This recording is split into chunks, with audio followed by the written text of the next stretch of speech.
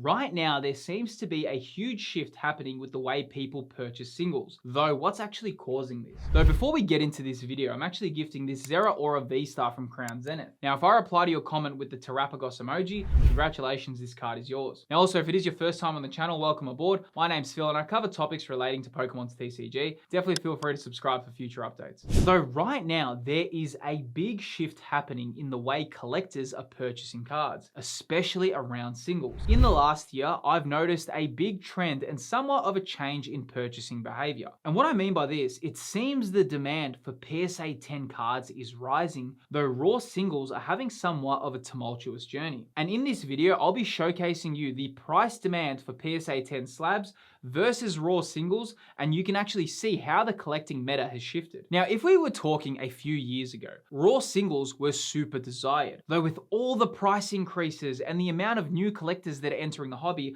along with how many collectors care about the quality, it seems PSA 10s are what a lot of collectors really care about. And the more I think about it, the more it makes sense, because if you've opened a lot of Pokemon packs, you'll know exactly how frustrating it can be when you pull a chase card and then there's a corner that has like the tiniest bend, or the centering is completely misaligned, or there's some huge print lines that you can see under light. So PSA 10 copies have really become the king of Pokemon cards because they're almost like a filtration system to battle the poor quality control. Like if we just look at the special illustration rare Charizard from Pokemon 151, as of making this video, the Charizard has had a whopping 66,233 copies sent into PSA. And out of all of those, do you know how many have come back as a PSA 10? Only 21,032 copies have returned as a Gem Mint PSA 10. That means you only have a 31% chance to have this card be returned as a PSA 10. Now, this is where it gets even more insane when you really think about it, because most people that are sending this Charizard in would likely have pulled this card and it was pack fresh. I mean, collecting isn't like it was back in the 90s where no one sleeved their cards. Collectors protect their cards now. So most of these Charizards would have been pack fresh and they're still struggling to achieve Gem Mint results. And you know what? Collectors are now noticing this and the market's responded, and we can see that with the prices. Check this out. All right, so the new battle that we're all going through right now, especially in the Pokemon hobby, is the battle between Pokemon raw singles versus their PSA 10 graded counterparts. Now, I don't think I've ever seen such big price discrepancies between raw singles versus PSA 10 chase cards. And you can see right here with the Magikarp illustration rare. Right now, this card is selling for $253 as a raw copy.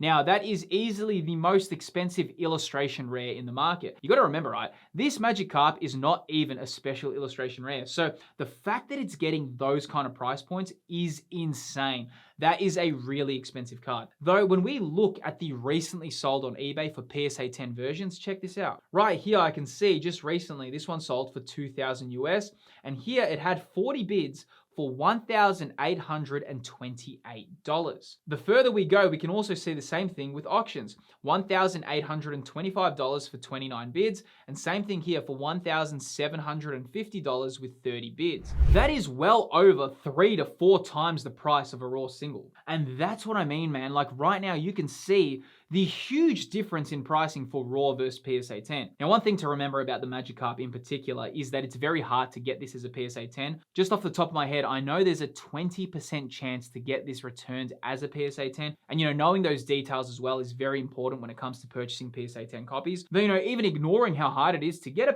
PSA 10, the price discrepancy is massive, dude. And I think we're all now noticing this. And a lot of people who are purchasing PSA 10 cards or purchasing raw singles are opting to save money and go for the PSA 10 version. Now, the big reason why I like purchasing PSA 10 cards, and this is just purely for myself, is because when I'm spending so much money on a card, I really like that it's also protected in a slab as well when it's getting sent to me or in transit. And it just makes me feel a bit more confident with kind of protecting the card as well. So, there is that layer of protection that people like as well. Now, Now, while we're on the topic of these chase cards, if you do sell Pokemon cards on eBay, you probably know how time consuming listing them can be. And that's why I'm very excited to share today's sponsor, TCG Automate. Now, TCG Automate is an AI image recognition tool that lets you bulk upload photos or scans of your cards, and it automatically detects each one and pre-fills all the data for eBay listings. It can literally save you hundreds of hours. Now, what makes it so powerful is that not only does it speed up listings, but it also saves you time on research by instantly showing you the current market value of your cards. Now, if the AI misidentifies a card, you can just easily fix that within the dashboard and choose the correct option. Now, the best part about all of this is that TCG Automate is currently offering a 3-day free trial. You can find all the details of TCG Automate in the video's description. A big shout out to them for sponsoring today's video and supporting the channel. Now let's get back into the video. Now moving on to the one that I was speaking about earlier in the video, the Charizard from Pokemon 151,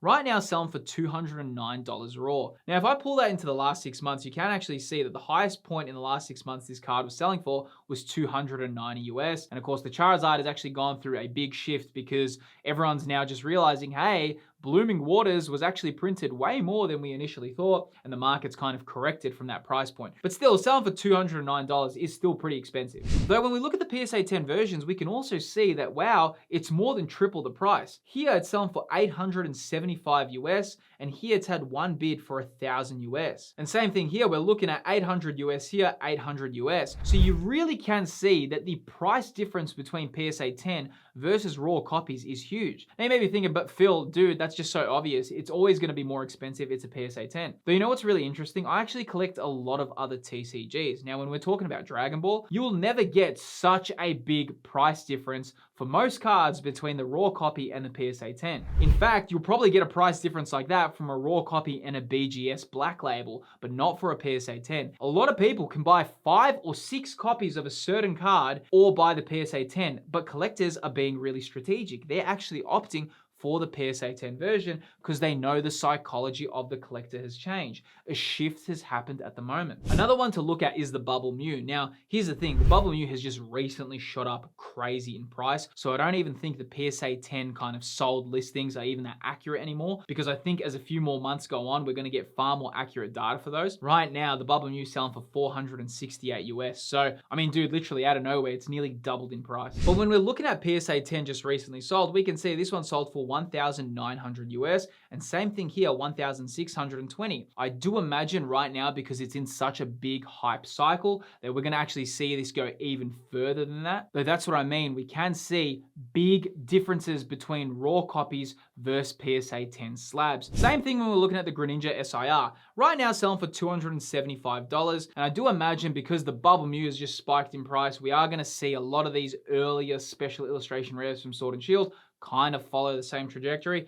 Probably not as insane as the Bubble Mew, but I do imagine the Pikachu and the Greninja will also start creeping up. But here, same thing, check this out. 36 bids for 790 US, 800 US for the PSA 10. Massive, massive price differences. Right now, you can buy 3 raw Greninjas or 1 PSA 10 version. I mean, when you put it in perspective like that, it's crazy, especially because they're modern cards. I'm not talking about vintage cards. This is a complete different era. This is brand new, fresh out of packet modern cards. And you know, it does actually bring up a few questions, especially relating to, you know, quality control, I suppose, because even though we're seeing stuff like this, the Japanese TCG doesn't have anywhere near as big of these price discrepancies. And the reason for that is most Japanese Pokemon cards have like a 90 to a 95% chance of coming back as a PSA 10, which is definitely more normal. But when you're looking at this, because, you know, a lot of cards have a 30 or 35% chance, or even as low as 20% chance to get a PSA 10, this huge price difference happens. And I do think collectors are sick of it as well. I mean, if you do open a brand new pack of cards,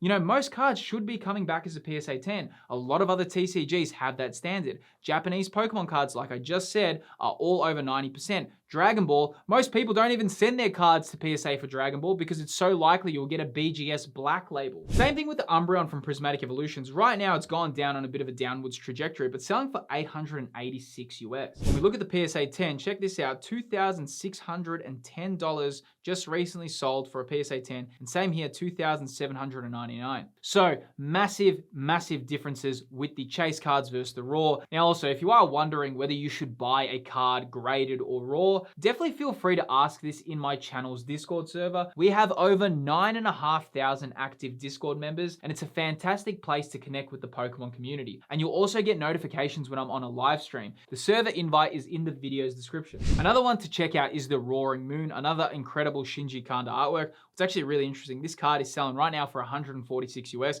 but you know, back a few months ago, it was a $300 card, so it's literally halved in price. But still, $146 for a special illustration rare is a decent price. But even when we look at the PSA 10, selling for 500 US in PSA 10, 600 US. And it has a lot to do with the fact that English Pokemon cards need to fix their quality control. I think now a big spotlight is flashing on the quality of these cards because, you know, everything's gone up, right? We're paying way more for products right now. Retail price has gone up. Distributors have to pay more to get product. That's all getting passed on to the consumer. But then when we open our packs, we've got worse quality control now when we're paying more than we did a few years ago. So, you know, that is a bit of a problem in the hobby as well. And I mean, Pokemon is in a little bit of a difficult position as well because they've got an insane amount of demand. So they need to print more. And I imagine when you need to print to such a big audience, you know, one thing that's going to suffer is the quality control. And we can kind of see that now because PSA 10 cards are just so in demand for collectors at the moment. Though while PSA 10 cards right now are popular, it also brings up questions relating to the future of grading and what's going to change. Because it does seem right now big changes with grading are happening. And the big question that collectors are wondering, what will be the future of card grading with all the changes taking place? Well, I break that down in this video here. Within this video on screen, I go over the future of Pokemon cards and Pokemon collecting.